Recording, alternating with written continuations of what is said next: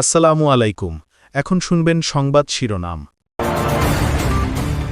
জাতীয় স্মৃতিসৌধে প্রধানমন্ত্রী ও ক্যাবিনেট সদস্যদের শ্রদ্ধা, জিয়াউর রহমান ও খালেদা জিয়ার সমাধিতে পুষ্পার্ঘ্য। সচিবালয়ে নতুন মন্ত্রী প্রতিমন্ত্রীদের স্বাগত, যত দ্রুত সম্ভব পৌর, সিটি ও উপজেলা নির্বাচন দেওয়ার কথা জানালেন এলজিআরডি মন্ত্রী মির্জা ফখরুল।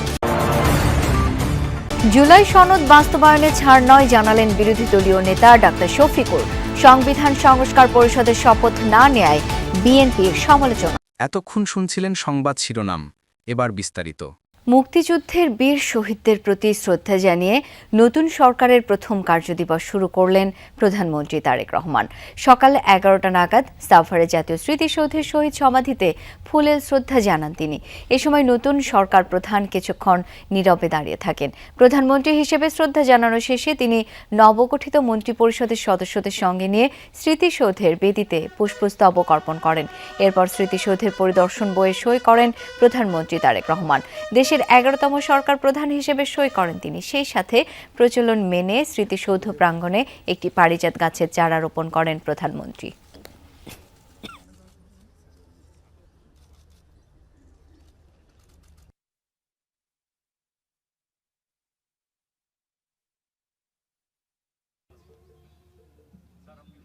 মুক্তিযুদ্ধ হচ্ছে দেশের জন্মের যুদ্ধ, আর 24 হচ্ছে আমাদের স্বৈরাচার নিপাতের করে একটি গণতান্ত্রিক অর্ডার ফিরিয়ে আনার যুদ্ধ। সুতরাং দুইটারই দুই ভ্যালু আছে, মূল্যবোধ আছে, দুটাকে রেসপেক্ট করতে হবে। তবে মুক্তিযুদ্ধের যার বিনিময়ে বাংলাদেশ হয়েছে, তো সেটা তো আমাদের প্রাথমিক দায়িত্ব। আজকে প্রথম মন্ত্রিসভা থেকে আমরা দায়িত্ব নিয়ে কাজ শুরু করব স্বপ্নের বাংলাদেশ তৈরির। যেই স্বপ্ন আমাদের মাননীয় প্রধানমন্ত্রী দেশবাসীকে দেখিয়েছেন, যেই স্বপ্নের উপরে আস্থা রেখে আমাদেরকে দেশবাসী বিপুল ভোটে জয়যুক্ত করেছেন।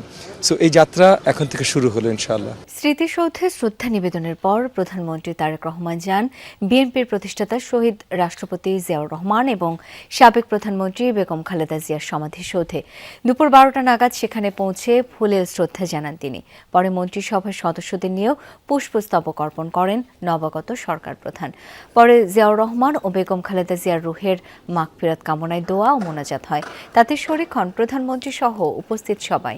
এরপর তিনি রওনা হন সচিবালয়ের উদ্দেশ্যে। সেখানে একাধিক বৈঠকে অংশ নেওয়ার কথা রয়েছে প্রধানমন্ত্রীর।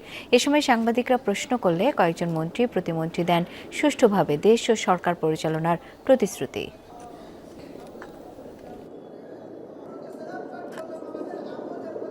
মানবিক এবং ইনসাফ এবং ন্যায়ের একটা সমাজ ব্যবস্থা গড়ে তুলতে চাই।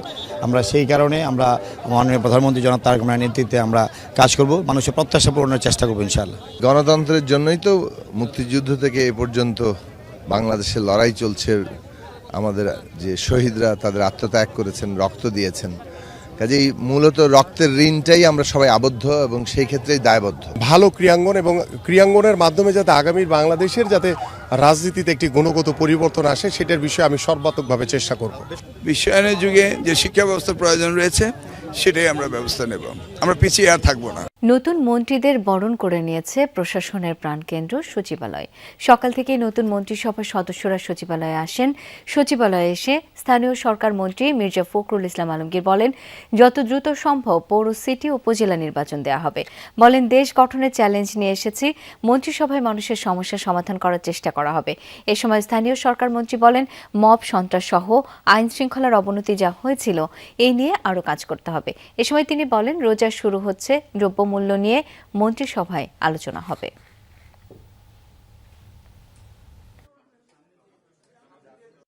যিনি আমাদের এখন নেতৃত্ব দিচ্ছেন, তার প্রথম কথাটি ছিল বাংলাদেশে নেমে যে আই হ্যাভ এ প্ল্যান, আমার একটা পরিকল্পনা আছে, এবং সেই সঙ্গে সেই পরিকল্পনা বাস্তবায়ন করার জন্য তিনি তার মন্ত্রিসভা ইতিমধ্যে গঠন করেছেন এবং সেই মন্ত্রিসভা তার পরিকল্পনা বাস্তবায়ন করবে।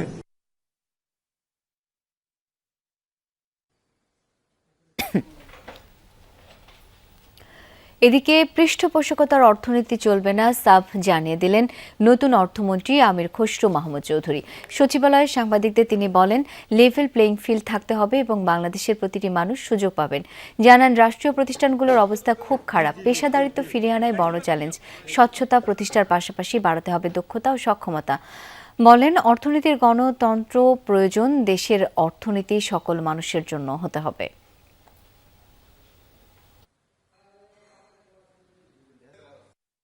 একটি পৃষ্ঠপোষকতার অর্থনীতি আমরা চলতে দিতে পারি না। বাংলাদেশের অর্থনীতি সকল মানুষের জন্য হতে হবে, লেভেল প্লেইং ফিল্ড থাকতে হবে এবং বাংলাদেশের প্রতিটি মানুষের যাতে সুযোগ থাকে অর্থনীতিতে অংশগ্রহণ করার জন্য।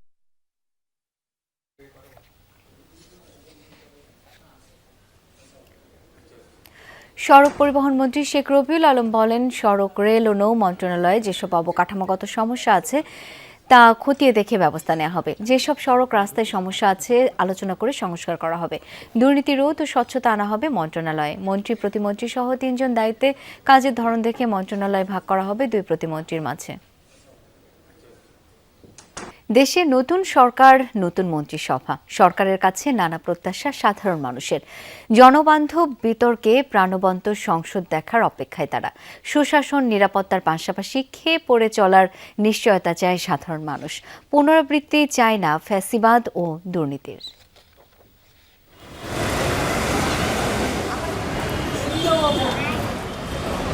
ফুটপাতে ধুলায় লুটানো সংসার, সন্তানকে কোলে তুলে গায়ের ধুলো ঝেড়ে বুকে টেনে নিচ্ছেন মা।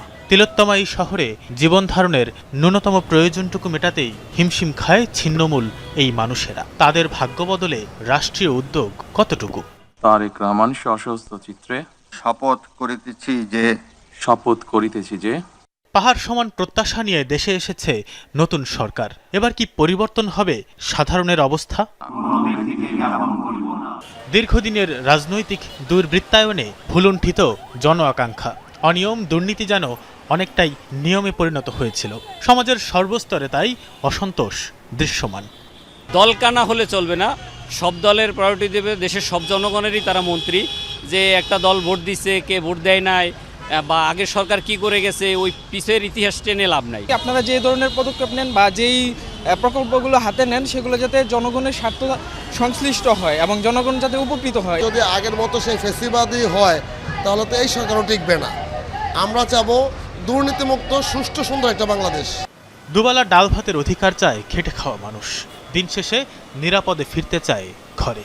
সবাইকে সাথে নিয়ে সম্প্রীতির নতুন বাংলাদেশ গড়বে নতুন সরকার, এমনটাই প্রত্যাশা। দুর্নীতি যেগুলা করে গেছে বিগত সরকার, ওই বিষয়গুলো যাতে সমাধান করে একটা সুন্দর দেশ তৈরি করতে পারে। দিন কাটতে দিন এনে দেবে, আমরা দিন রাত মেহনত করে যাবে ডাল ভাত খাই যাইতে পারি। আমাদের কাছে একটাই দাবি, সুন্দর চালাতে পারে, সুন্দর জানি পরিবেশটা করতে পারে, এডি চাই। সবাইকে নিয়ে ভালোভাবে দেশটা করে এবং সিন্ডিকেট সব ভেঙে দিয়ে জনসাধারণের দুর্ভোগ কমানো হয়। আগে যারা মন্ত্রিসভায় ছিলেন তাদের মতো ভোগের রাজনীতি দেখতে চায় না দেশবাসী। চেষ্টা করলেই পরিবর্তন সম্ভব মনে করছেন তারা। ওনারা যদি চেষ্টা করে অবশ্যই পারবে, কিন্তু চেষ্টা করতে হবে। এই জেনারেশন কি চাচ্ছে সবকিছু দেখে শুনে যেন ওনারা সামনের দিকে এগিয়ে যায়। সবার সাথে মিল মোহাব্বত করে দেশ আগায় নিতে পারে, এটার জন্য আমরা শুভকামনা করি।